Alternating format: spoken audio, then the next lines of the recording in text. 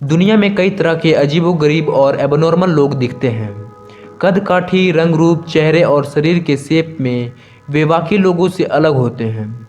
Scientist इसका कारण genetic गड़बड़ी बताते हैं। इस गड़बड़ी के पीछे एक बड़ी वजह इनब्रीडिंग को माना जाता है। दोस्तों, इनब्रीडिंग उसे कहते हैं जब परिवार और अपने करीबी के भीतर ही शादियाँ हों और उससे जनरेशन को आगे बढ़ाया जाए। इसी को इनब्रीडिंग कहते हैं। आखिर ह्यूमन बींग्स में इनब्रीडिंग करने पे बच्चे इतने एबनॉर्मल क्यों जन्म लेते हैं?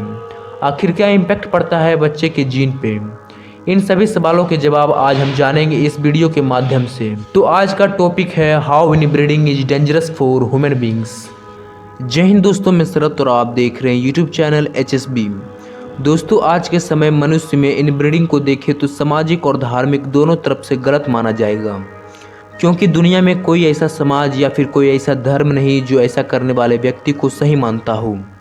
और धार्मिक दृष्टिकोण से भी देखें तो सभी धर्म के लोग इस चीज़ को अपवित्र मानते हैं। और अगर इसे साइंस के व्यू से भी देखें तो ऐसा करना यानी ह्यूमन बींग्स में इनब्रीडिंग करना खतरनाक साबित होगा, क्योंकि साइंस के मुताबिक इनब्रीडिंग के जरिए पैदा हुए बच्चे में जन्म से ही जेनेटिक डिसऑर्डर होते हैं, जिस कारण उनका फिजिकली और मेंटली विकास नहीं हो पाता है। इसलिए साइंस हमें यानी मनुष्य को इनब्रीडिंग करने से सख्त मना करती है।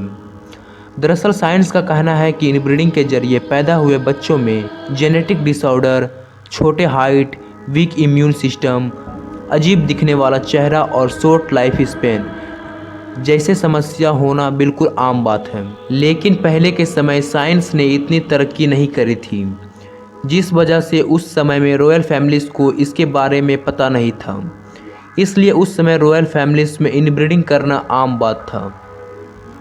लेकिन कुछ रॉयल फैमिलीज़ जिन्होंने इनब्रीडिंग करी थी, जिसका अंजाम बहुत बुरा हुआ था। तो चलिए दोस्तों, जानते हैं वे रॉयल फैमिलीज़ कौन कौन थे जिन्होंने इनब्रीडिंग करी थी।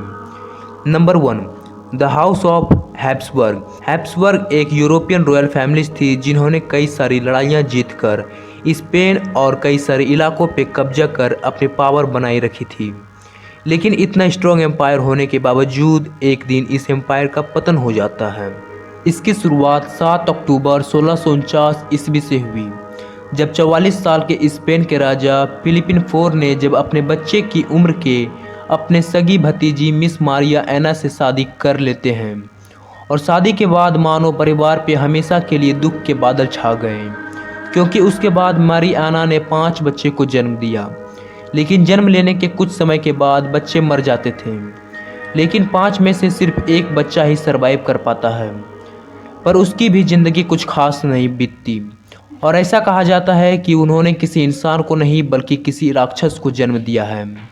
और ये बच्चा कोई और नहीं बल्कि किंग चार्ल्स II थे, जो पूरी दुनिया में प्रसिद्ध थे, ना कि अपनी बहादुरी के कारण बल्कि अपनी क्रूरता और अजीब दिखने वाले चेहरे के कारण। उसके डिफॉर्म जबड़े के कारण उसे कई नाम दिए गए, और आज के लोग भी किंग चार्ल्स को डिफॉर्म जॉ वाले किंग के नाम से जानते हैं। किंग चार्ल्स को जन्म से अनेक बीमारियों का सामना करना पड़ा था। एक इतिहासकारक उनके बारे में लिखते हैं कि वे बेहद बीमार, लंगड़े, मिर्गी से ग्रस्त, कम उम्र में बूढ़े और कम उम्र में सारे बाल झड़ने लगे थे, और वे पूरी तरह से गंजे हो गए थे। और ये सब देखकर लोगों को लगता था कि किंग चार्ल्स पे कोई ब्लैक मैजिक या फिर बुरे आत्मा का साया है। लेकिन वजह तो कुछ और ही था। लेकिन ये सब सारी घटना उनके माता पिता के इनब्रीडिंग करने का नतीजा था। और किंग चार्ल्स का निचला जबड़ा ऊपरी जबड़े से आगे निकला था, जिस कारण वे सही से बोल नहीं पाते थे। जन्म से ही इतने बीमारियों से पीड़ित होने के वजह से महज 39 साल में ही उनकी मृत्यु हो गई।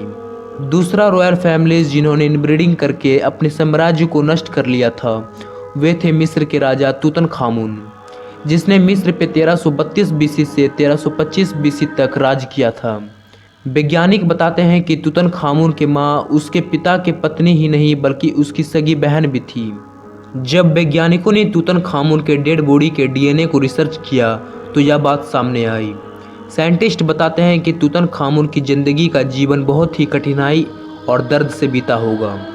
उसने अपने ज़िंदगी का ज़्यादातर समय बैठकर ही बिताया था, क्योंकि उसे कोलार नाम की दुर्लभ बीमारी थी। इस बीमारी में मनुष्य के पैर की सारी हड्डियां नष्ट हो जाती है और इसमें हद से ज़्यादा दर्द भी होता है। इसके अलावा वे दिखने में भी काफ़ी बदसूरत थे। साथ ही उसकी स्पाइनल कॉर्ड भी मुड़ी हुई थी, जिस कारण वह झुका हुआ नजर आता था। और तो और वह अपने गर्दन को भी सही से मोड़ नहीं पाता था। और ये सारी समस्या उसको इसलिए थी क्योंकि वह इनब्रीडिंग के जरिए पैदा हुआ था।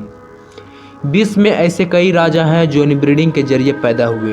तो चलिए दोस्तों, अब जानते हैं इनब्रीडिंग से हमारे जीन पे क्या इम्पैक्ट होता है, फिर क्यों इनब्रीडिंग से बच्चे डिफॉर्म्ड पैदा होते हैं। इसके लिए हमें एक एग्जाम्पल से समझना होगा। जैसा कि हमें पता है कि हमारा डीएनए हमारे माता और पिता के यूनिक डीएनए के हाफ पार्ट से मिलकर फॉर्म्ड हुए हैं। यही डीएनए हमारे कैरेक्टर, क्वालिटी और हेल्थ को डिसाइड करते हैं।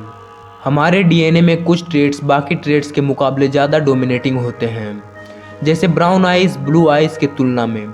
सपोज़ किसी पेरेंट्स के पास ब्राउन आइज़ के जीन हैं और दूसरे पेरेंट्स के पास ब्लू आइज़ के जीन हैं। अब इसमें 4 पेयर की पॉसिबिलिटीज़ हो सकती है, brown blue, brown brown, blue brown और ब्लू ब्लू। अब ब्राउन ब्लू, ब्राउन ब्राउन और ब्लू ब्राउन के केस में ऑफ स्प्रिंग जो होगा उसकी आंखें ब्राउन ही होगी, और ब्लू ब्लू पेयर ट्रांसफ़र हुआ तो ऑफ स्प्रिंग की आंखें ब्लू होगी, जिसे रेसेसिव जीन माना जाता है। और साइंटिस्ट के मुताबिक जितने भी बीमारियां हैं जैसे sickle cell anaemia, cystic fibrosis, diabetes, family to families चलते आए हैं, ये सभी रेसेसिव जीन के अंदर ही मौजूद होते हैं। और यदि दोनों पेरेंट्स रेसेसिव जीन के कैरियर हैं तो इसका मतलब उनका जो बच्चा होगा 50% चांस है कि वो डोमिनेटिंग जीन के साथ आएंगे और 50% चांस है कि वे रेसेसिव जीन के साथ आएंगे। और अगर सभी जीन ट्रांसफ़र हुए तो ऑफ स्प्रिंग या तो डिफॉर्म्ड पैदा होगा या फिर उसकी मौत हो जाएगी। यही वजह है जो रॉयल फैमिलीज़ को आगे बढ़ने नहीं दिया गया। उस समय लोगों को इनब्रीडिंग के बारे में कुछ पता नहीं था, क्योंकि उस समय साइंस उतनी तरक्की नहीं करी थी। लेकिन क्या हो जब आज के समय में लोग इनब्रीडिंग करें तो 2008 में चाइना में एक फैमिली ने अपने बच्चे को परफेक्ट मैच पार्टनर ना मिलने पर उनकी शादी एक दूसरे से ही करा दी। शादी के कई सालों के बाद उनके 5 बच्चे हुए।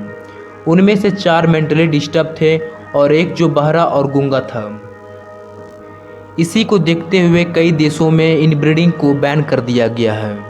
लेकिन सनातन धर्म में इनब्रीडिंग कई हजार सालों से बैन है, क्योंकि हिंदू धर्म में एक ही सेम गोत्र में शादी करना सख्त मना है।